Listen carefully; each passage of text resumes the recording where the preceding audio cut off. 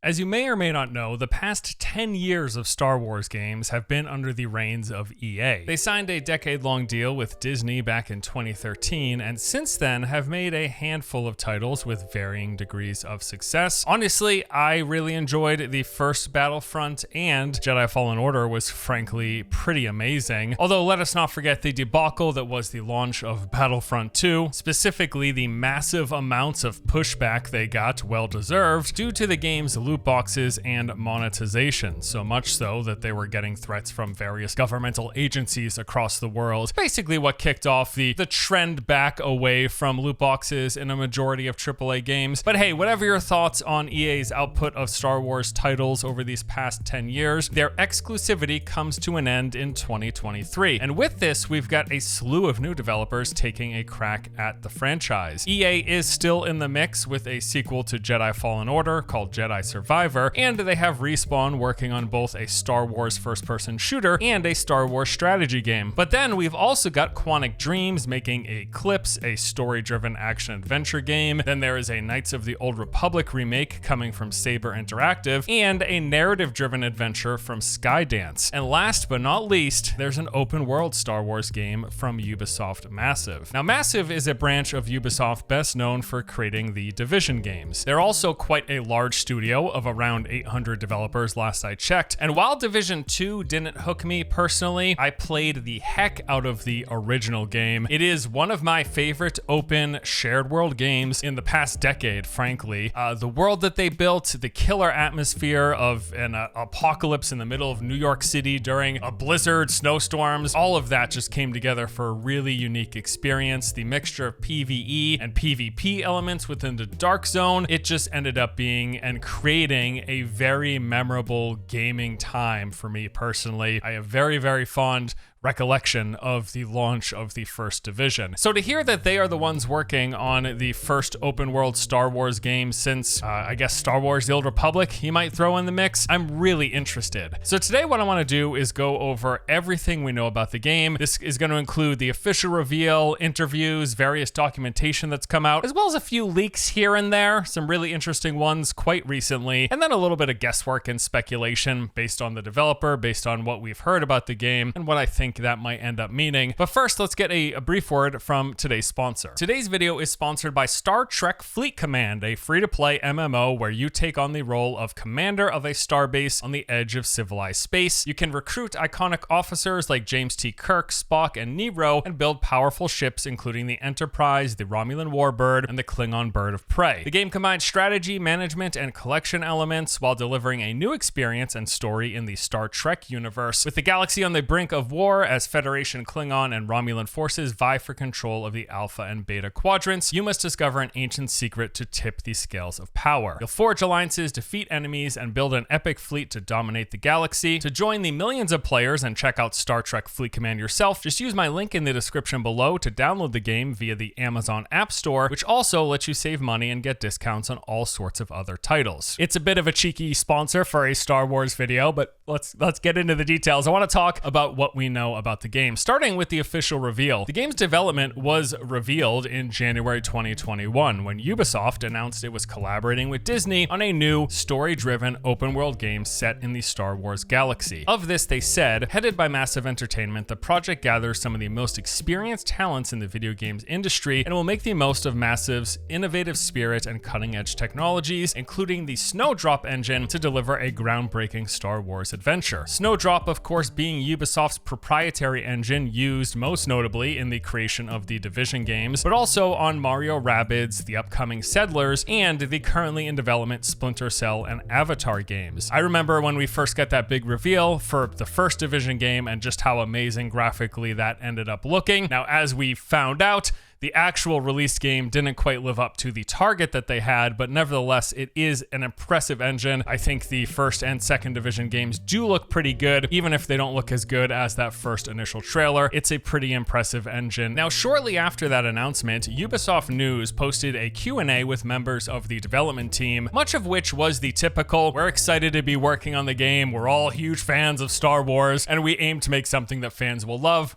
This is what basically any development studio says when they're making a game in a well-established IP. I mean, I believe them. I'm just saying they could all be reading from the same script and just swapping out the IPs. But there were a few other quotes that I do want to pull from here. They were asked what they could share with us about the game so far. The response was, right now, we are in the beginning of our new journey, so we are still working out many of the details. But what we can tell you is that this will be a story-driven open world game. And I do want to point out what's really notable here is there has been a complete lack of any mention of any sort of multiplayer, although my intuition tells me they will have some sort of multiplayer, some sort of shared world elements, or even multiplayer situations that you can queue up or go into. Definitely does not seem like multiplayer is going to be the focus, like say it has been. The multiplayer shared worlds were a major factor of Division 1 and Division 2. That so far at this stage in development, from what they've shared, seems like it might not be the case. They went on to say this will be a departure from the world of the Division. Both I and the team at Massive are very excited to start crafting this new experience. We truly look forward to create something totally different from what we've done in the past while upping the bar for the industry. That distinction might even further reinforce the idea that there may not be any shared world stuff. This could potentially be an entirely single player game. If nothing else, my hope is that they at the very least have some multiplayer modes, some sections of the game that are multiplayer, or if nothing else, they have some sort of co-op. I think that would be really cool. The next bit I want to mention here was in response to the following question: what kind of experience will it bring to the Star Wars galaxy? In which they said, first, we want to make a unique game in the saga with a captivating story and set of characters that players can relate and connect to. We want to take what is familiar and resonant about Star Wars and tell the stories of new characters who have their own motivations and stakes. Second, and one of the reasons we were entrusted with this game, is to make the most of the technology to bring innovation to the gameplay and world building. So this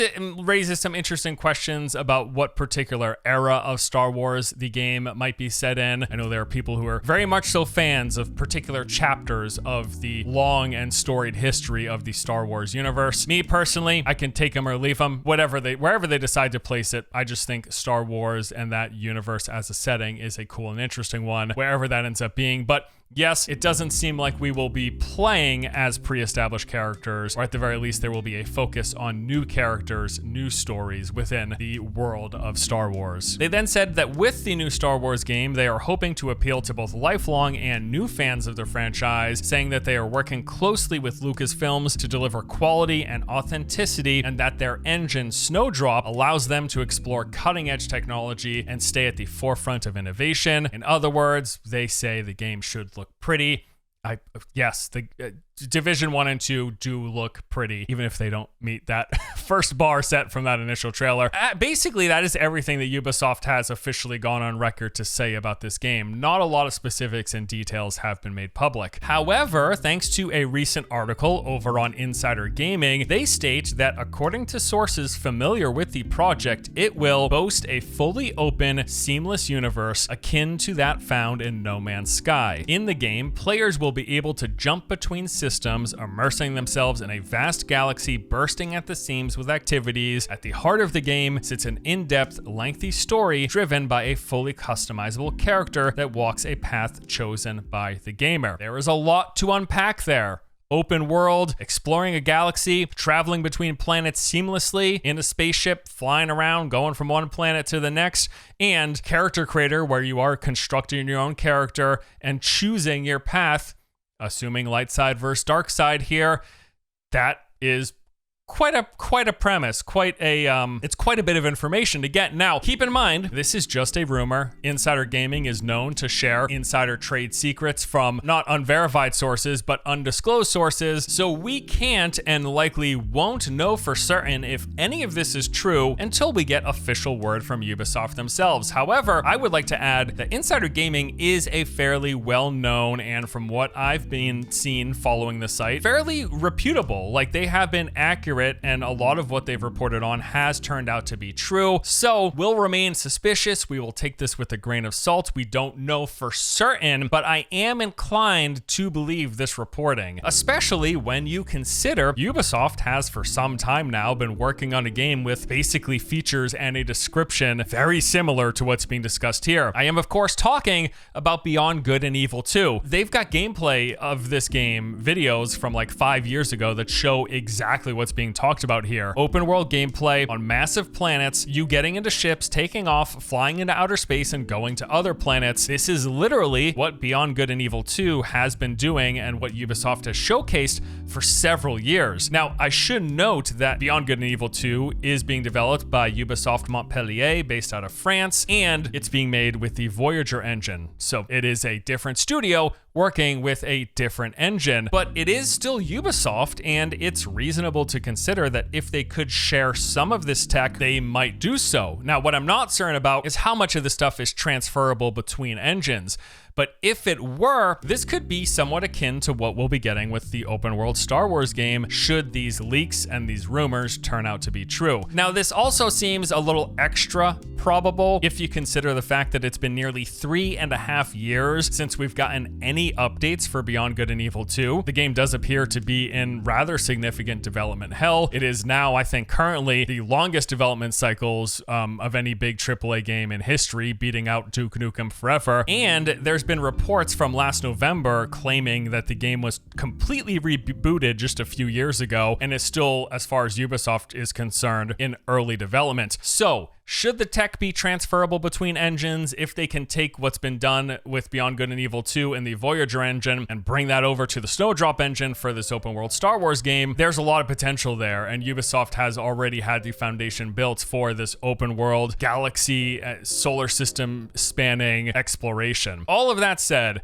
here's what I think a massive open world Star Wars game could potentially be like, all right? I'm envisioning having multiple solar systems, of course, within a galaxy, multiple planets in each of those solar systems, with those planets having some procedural landscape generation. Think the various biomes, the hills, the forests, the mountains, the deserts, kind of placed and crafted procedurally with very constructed, handcrafted layers on top of that. We're talking highly detailed locations with cities, towns, and outposts, these ancient ruins, and then parts of the wilderness. There will certainly be unique points of interest within various distinct landmarks to discover and places to explore. I think especially because Ubisoft Massive, with their games, with The Division 1 and 2 in particular, they've done such a great job with their attention to detail, essentially recreating within these game worlds entire cities, the city of New York and DC. Very, very good attention to detail, a lot of fine granular stuff. I don't think they're going to completely abandon it. And also keep in mind, when I talk about like procedural landscape generation, I don't mean like planets are going to be different for everyone who plays it. I mean, in the process of developing it, they use procedural stuff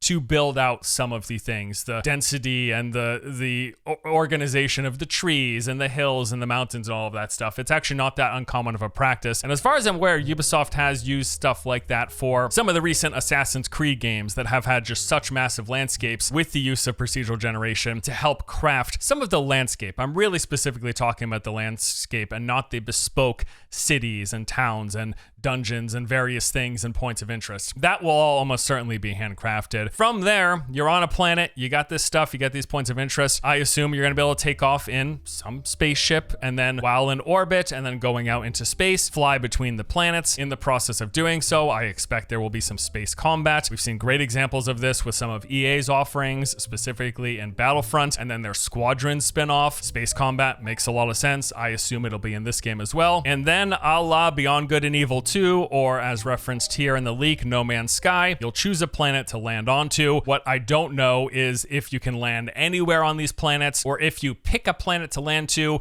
and then you go to like a designated port and then can go out on foot from there. There is, of course, a lot of, well, this is all just speculation. This is I'm imagining this picture in my head, but based on the leak, based on what we know about Ubisoft's past with Beyond Good and Evil 2, and of course the developer, Massive, I think it is going to be a combination of those things. Anyways, whole lot of speculation, just kind of daydreaming at this point, mainly because there's a lot of potential here, and it's really exciting to me. Beyond just the concept of a brand new open world Star Wars game, that is exciting in and of itself. My main source of excitement is that it's being developed by Ubisoft Massive. Ubisoft does get a lot of heat, much of which is justified, but in spite of a lot of the gripes people have, such as their formulaic design, the content bloat, and the fact that, yeah, many of their games feel like the games industry equivalent of fast food. At the same time, there have been a ton of Ubisoft games that I've played in the past 10 or 15 years that I've really enjoyed and sunk a ton of time into. These include For Honor, Rainbow Six Siege. When that came out, I played it nonstop for months. Various Assassin's Creed titles, especially the recent offerings, Origins and Odyssey. I loved them both. Various Far Cry games, and most of all, The Division. I just can't say it enough how much I enjoyed that original game. It was so immersive. It was such a cool setting. New York, post-apocalypse, Christmas time with snowstorms. It's an awful world, right? If you consider the context of what's going on, but it also brought this certain kind of cozy, comfy feeling. Maybe that's because I grew up in the north. I like the winter. I like snowstorms. The idea of a snow day, it's a cozy feeling that comes to me personally, but I loved the experience of being in that world. I think Massive did a fantastic job. It was a great game, very fond memories, and I am very hopeful because they're the ones heading this game. I'd also like to just quickly touch on some of the job postings that came up that I saw have some buzz in online communities. In particular, there was one where Massive was looking for a monetization specialist for the game, which would contribute to the financial success of our games, shaping strategies to boost profitability while respecting our players and the essence of each game. I think people would take umbrage with that last half of that sentence there. I bring this up because there seemed to be in some spaces some surprise or even like outrage that they were hiring a monetization specialist. Let me break the illusion here. They're going to monetize the heck out of this. It is a Ubisoft game, and that's probably one of the biggest things that people have gripes with nowadays. They are just part of the wave, the modern day trend of heavy monetization from various sides of the game. You're purchasing the game, you're purchasing cosmetics, you're purchasing various features, you're unlocking characters, you're buying DLC, you've got the in-game cash shop with some possibility of convenience things. It is just these games, and Ubisoft in particular, as with again, a lot of these big developers and publishers, lots of monetization from lots of avenues. I don't like it, but it's also like, it's not a shock to me that Massive is hiring a monetization specialist. But if you can still enjoy those games despite that, which is what I try to do with any AAA games nowadays, I do think there's so much potential. It's why I'm making this video. It is an exciting premise for a game. Open world Star Wars from Massive. Yes, please. When are we going to get to play it? Well, probably not anytime soon. During an earnings call back in February 2021, Ubisoft said the game was still in the early stages of development. Now, recently, their creative director tweeted out that 2023 was going to be a huge year for them with an image of the massively Star Wars open world logo. A lot of people jumped on this thinking the game is going to be releasing this year, but it's been pretty much confirmed that's not happening. It is not happening, because he later added below the tweet, "This seems to have sparked quite some interest. To be clear, I meant that 2023 will be huge for our teams building the game." And then in parentheses, "which you could be a part of. For official news, keep an eye out on Ubisoft." They're just saying they're making big strides on the game this year. It's definitely not launching as of now. Of course, we also know that they've got their Avatar game that is scheduled for 2023. No way they released two big, huge IP open world games within the same calendar year. I think if anything though, there is a pretty good chance that we get the reveal with some sort of a trailer, maybe not gameplay, but cinematic at the very least. And the game has seemingly been making quite a bit of progress since February 21, when they said it was in early development, because less than a month ago, on December 16th, Massive tweeted out that they were looking for playtesters for the game, specifically looking for people who reside in Sweden to test the game internally at their studio. So they're at the point of doing internal playtesting, pulling in outside sources. That means the game is playable. I don't know where we classify that in the alpha to beta timeline, but nevertheless, people are testing the game. 2023, I expect we get an announcement. We get some sort of like real official reveal, maybe with a full name, because right now it's just called the Open World Star Wars game. It's gonna have a name that's not that. And yeah, I would love to see some gameplay, but I'm not expecting it this year. If I were to throw a guess out there, 2024, late 2024, early 2025. That's the ballpark that I would put this game in. But regardless, a lot of potential here. Pretty exciting stuff, even with what little we know so far. Just the premise is enough alone to keep my interest peaked. So as more details and info comes out, stay tuned. I will be certain to update you. Yeah, that does it for me today. Thanks for watching, guys. Hope you enjoyed it. I'll see you next time.